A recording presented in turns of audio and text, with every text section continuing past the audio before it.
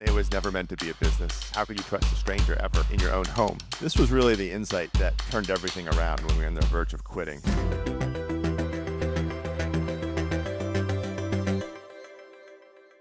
Welcome to this special live edition of The Big Question from Brussels. I'm Angela Barnes.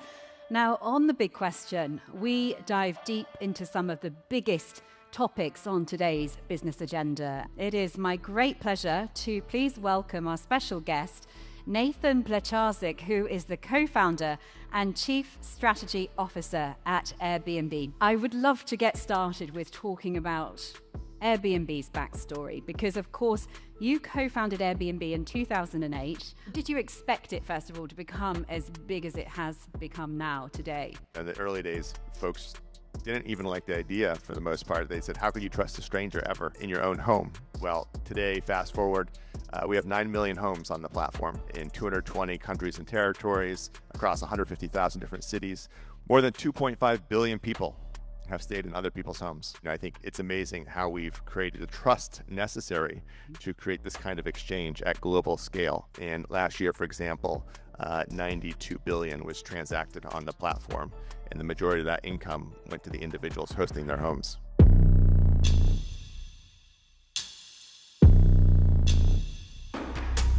What was your original inspiration for Airbnb? When it began, it was never meant to be a business. I was in San Francisco with my two other roommates, and we were just trying to solve our own problem, which was how to pay the rent one weekend. You see, the rent on our apartment had just been raised 25%. And I said, that's too expensive. I'm moving out of here. The two other guys wanted to stay, but they had just quit their jobs to become entrepreneurs. So they didn't have the money to pay the rent either. But they're both designers by background, and they saw that a design conference was coming to San Francisco, and they noticed that all the hotels were sold out.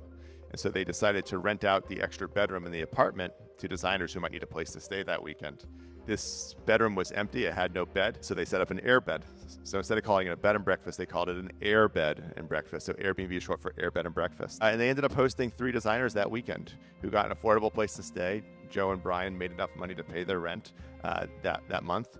And all 5 of them, I guess, went to the conference together and had a great time.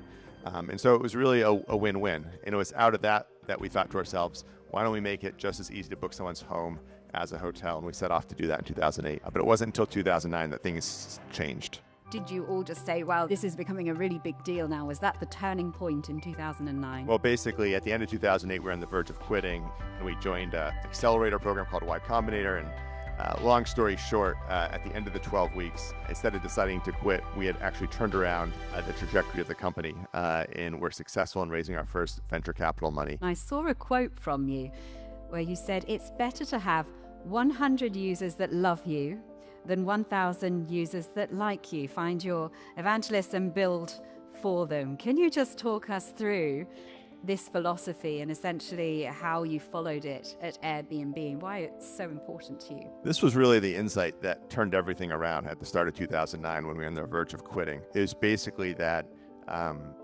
you need to focus on finding what the internet and tech world is known as product market fit. But the way you do that is by focusing on finding a few people and turning them into your evangelists. The advice we got was go meet your users. So we would fly to New York and meet our users. But how do you meet your users when you're an internet company? We noticed that a lot of them didn't have very good photos of their homes. So we thought to ourselves, why don't we offer them free professional photography? So we'd call and say, would you like a professional photographer to come to your home? And people would say, well, they're a little surprised, but they say, sure. Well, knock on the door is actually my co-founders showing up to take the pictures. Well, in the home, they would also provide a tutorial on how to use the website, gather product feedback. Through that interaction, we formed a bond with these, first 50 hosts in New York. And they wanted us at that point to succeed. We had, in New York City, apartments that had great photos, great prices. And these hosts would, host somebody from Paris, let's say, they'd make $500. They would then tell their friends. So their friends would sign up. They would see the high standards on our site in terms of the photography and the effort people had put in, and they'd look to emulate that. And so that just got the flywheel spinning. And after that, it started growing. We've seen some cities ban or place heavy restrictions on short-term rentals. How has that affected your business? At this point, after 18 years, Airbnb is heavily regulated. If you look at our top 200 markets, 80% of them have regulation in place, oftentimes for more than a decade. And despite that, we've still had, very successful growth. Our general approach has been to partner with cities and be supportive of their desire to regulate. The trick of any regulation is finding the right balance to focus on the objective and root that in data without over-regulating in such a way that prevents, economic growth or opportunity. We've had examples of over-regulation, like Amsterdam in 2019 passed regulation that resulted in 54% of the listings on Airbnb being removed. The motivation for that was housing costs. But what played out over the next 5 years, although the number of listings dropped in half, the rents increased by 1/3. And so, there was no impact by that regulation on the cost of housing. And we've started to see some cities, realize that and evolve. So for example, Edinburgh had a similar experience where they kind of over-regulated, didn't see the impact on housing prices, and then pulled back some of the regulations. Same in Lisbon. Nathan, what do you think? What can you say to policy stakeholders about how Airbnb customers can positively contribute to local communities? Tourism in general is a huge driver of the economy generally and local economies. In the EU, we estimate Airbnb's impact is about 149 billion euros to GDP, supporting 2.1 million jobs. Of course, if all that tourism is going to one place, that can lead to an over-concentration. But one of the special things about Airbnb is how we can disperse tourism. All these homes are not just in one neighborhood downtown. They're throughout a city and actually throughout the country. If you look at our business in Europe, 60% of the nights booked are not in cities at all. They're actually in rural areas. Many of these small towns don't even have hotels. They didn't have accommodation. They weren't able to support tourism. And now visitors can have, more local, more authentic experiences. And these small towns are eager for it.